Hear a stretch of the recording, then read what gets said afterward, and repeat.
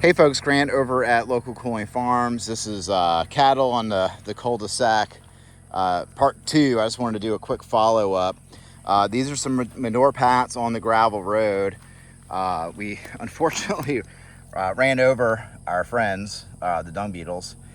And so our dung beetles are very active on the manure pies that are right on top of this gravel. You can see all this is gravel road, hard pack, and then we did get some rain, but you can tell that the manure, the dung beetles have been in here. There's one right there, and what they're doing is they're drilling holes into the ground, so they're going into that clay to make their tunnels to lay eggs. And so literally they're drilling into this hard pack, pretty precisely.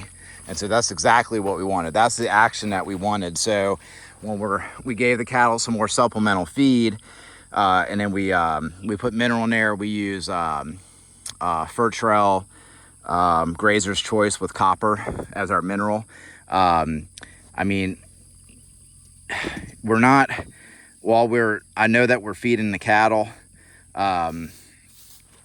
The way I look at it is that we're feeding the dung beetles and the worms, right? So 80% of what we're feeding the cattle is passing through on the ground. And I understand the cost of feeding. So you can see that manure pie has been full of dung beetles in there right on top of that gravel.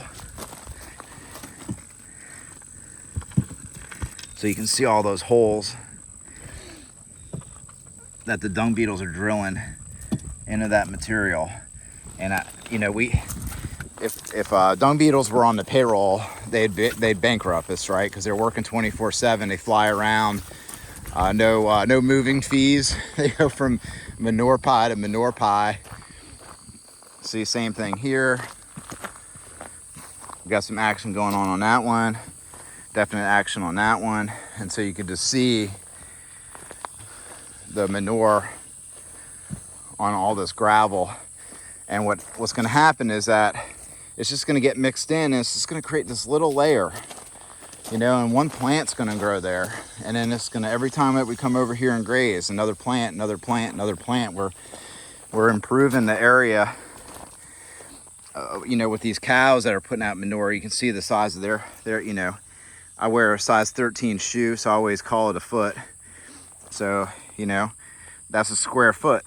And there's 43,000, plus minus square feet per acre. And if we drop that, one manure pie on an acre over time, we cover, or square foot at a time, we cover the area. I think you understand what I'm saying there. And so we're just doing it a square foot at a time, one manure pie at a time. And so you can see all this gravel. There's just nothing growing in there, but I promise you that eventually we're gonna have grass growing in this area right here. And so that's what we're doing. And we're using the supplemental feed and the mineral as a tool to accomplish the goal of, and that's some of the yearling manure right there. So they got smaller pies. And so let's see. That one I had previously was one of the yearling pies compared to the cow pie. So that's from one of the yearlings right there. So you can kind of see the size difference, versus one of the bigger cattle pies. Sorry, that shadow was in this way. So anyway, so you get the picture here. So that's what we're doing. So we're gonna leave them in here they've been in here for 2 days now.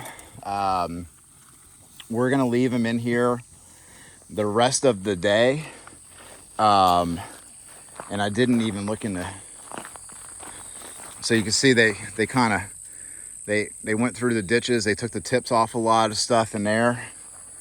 They went down in there. Sure, they dropped manure in there, no problem. And then what we need to do is that we need to come in and clean up all these lower branches so we have more upright growth, so we can have a grass system underneath. And so so the next step that we're gonna do, and I actually have to come over here and check this out anyway, might as well do it with you guys so y'all can see. We're moving them into this area so you can see the growth in here. It's real nice. These are squash or pumpkin plants from when we fed out pumpkins in this spot, Halloween pumpkins and stuff. And then, you know, this plant right here, it's a legume.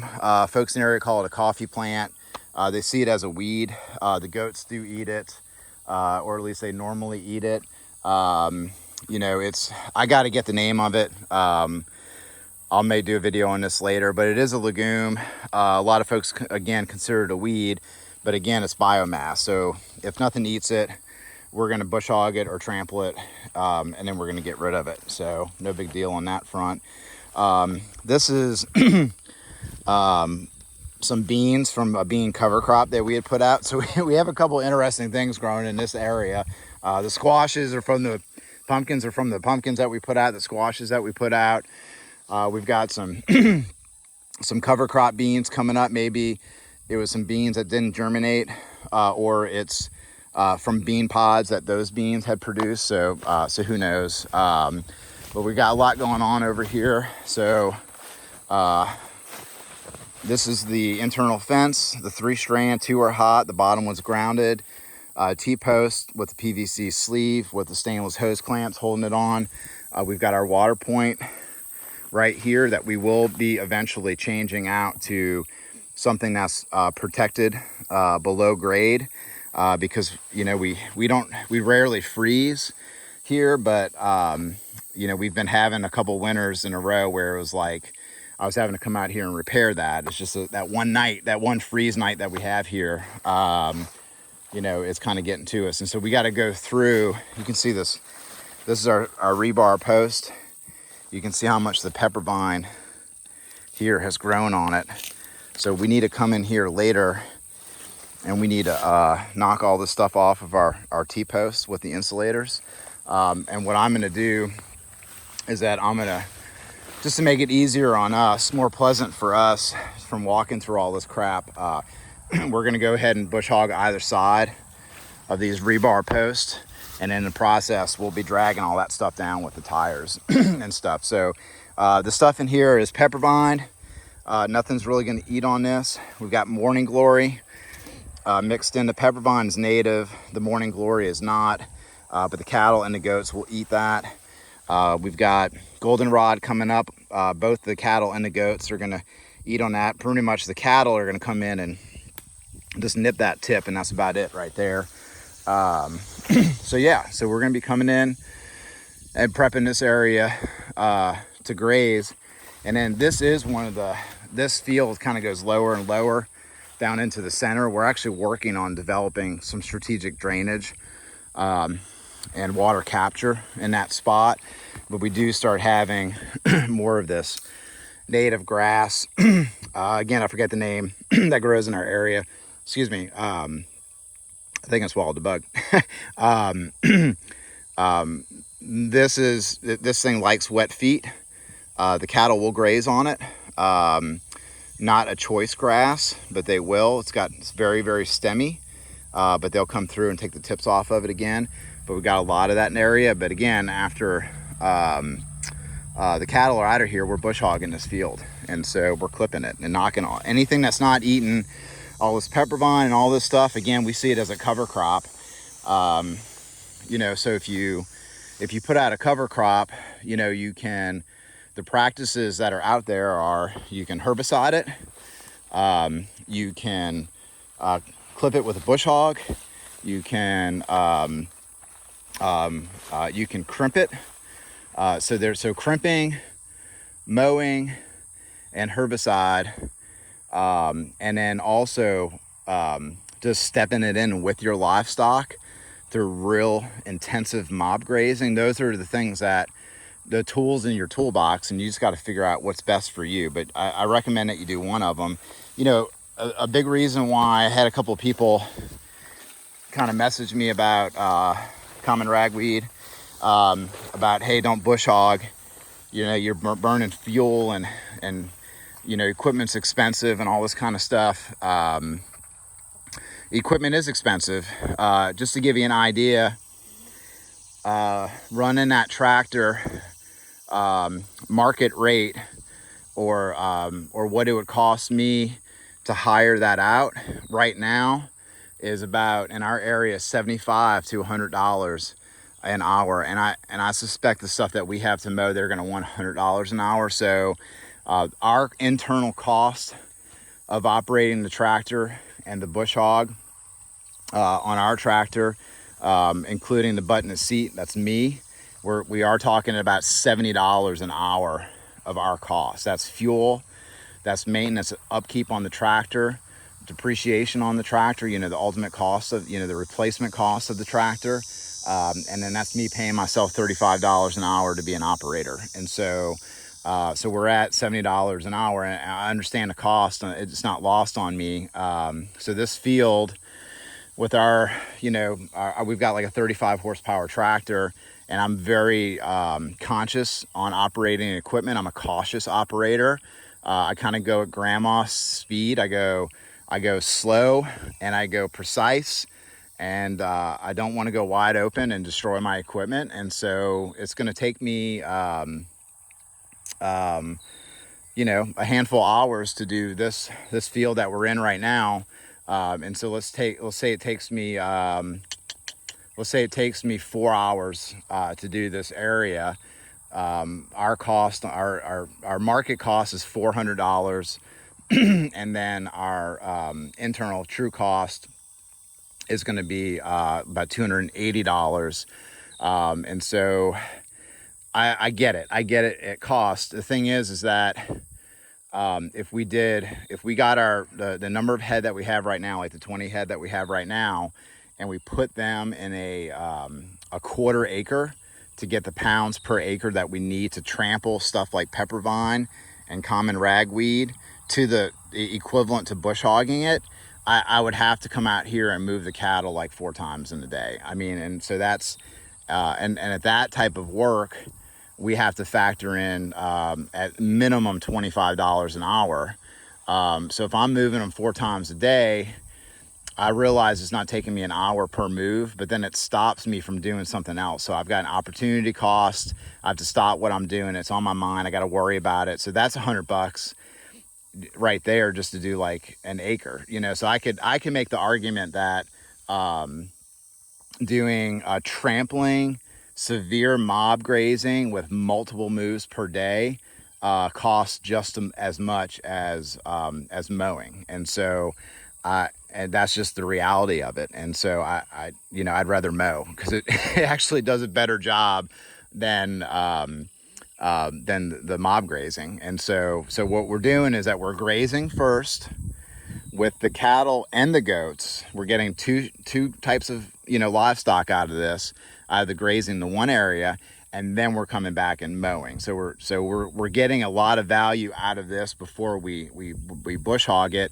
And the mowing is an investment into creating grass here, because it will increase the speed at which the grass recovers in this area. You know, so for example, we've got Bahia here, and when I come and mow this area, this little cluster of Bahia is going to end up being successful with spreading out. And so that's just what we're doing with it. And then, here's a good thing. This is that coffee plant I talked about. You can see this is the beginning of the seed pod that it puts out. So it is a legume. And again, you know, it's like people in the area are like, they see this coffee plant, they call it, and they don't like it because the cattle don't eat it. But the stuff that it's doing to our soil, the root system, to me, it's a cover crop. And it's like, what are you going to pay in a soil building cover crop? You know, you got all these people spend all this money on varieties of hemp, sun hemp. You got your grazing corns, you got your pseudonym sorghum grasses. You know, you got all these $1.50 to $2 a pound seeds that people are putting out. And then that's just the cost of the seed. You know, it's like, then you got to pay for the freight on the seed. Then you got to seed it, and then you got to pray for rain. You're gambling. You know, here we're just, you know, we're welcoming, the weeds are our cover crops. I think I probably belabored that point here. So the pepper vine, all these plants that may not be eaten when I mow, they become compost. Like I'm doing horizontal, you know, composting in this area when we graze, and then we finally bush hog. And so that's what we're doing. So anyway, so that's my rant for you. That's my opinion on weeds. That's my opinion on the cost of operating the equipment. Oh, there's actually a melon in there, or squash. There you go. That's gonna go away because somebody's gonna eat that. Is there a bigger one over there? No. Anyway, so, and that's a great indicator. I mean, squashes and pumpkins are very aggressive growers, you know, but when we got stuff just fruiting in the field, I think it kind of speaks to the quality of what we're doing out here for the past few years. And then we throw out pumpkins every year because we collect pumpkins every year. And then every year, the pumpkin and the squash growth, the volunteer growth, just gets better and better. So anyway, so we're gonna go back, check out the cattle again. So, hey cattle. So this is a field that we have not bush hogged yet. So you can see what the cattle did to it. And then we're gonna fly through that material. And so, yeah, so I gotta do a little maintenance on the bush hog. I gotta sharpen the blade today. And then we got rain coming. The next week, we have a quote unquote cold front coming in. You know, a summertime cold front. We're gonna be in the high 80s here. In July for us, which is awesome. And so that's what we're up to today. I hope that this video helps some of you folks, give y'all some ideas, gives y'all some other perspectives. If y'all have any questions or comments, you know, feel free, don't be shy. If you do comment, I am going to push back and have a debate. You know, I like philosophical debates, and so I will push. I'll be polite and I will push hard, but I'll push. So please comment though. I'm up for a debate if you want to do that. And then subscribe, you know, send this channel to your friends, especially if you're in Texas, Louisiana, Mississippi, Alabama, Georgia, Florida. We're focused on Gulf Coast issues for regenerative and restorative agriculture. Y'all have a good one.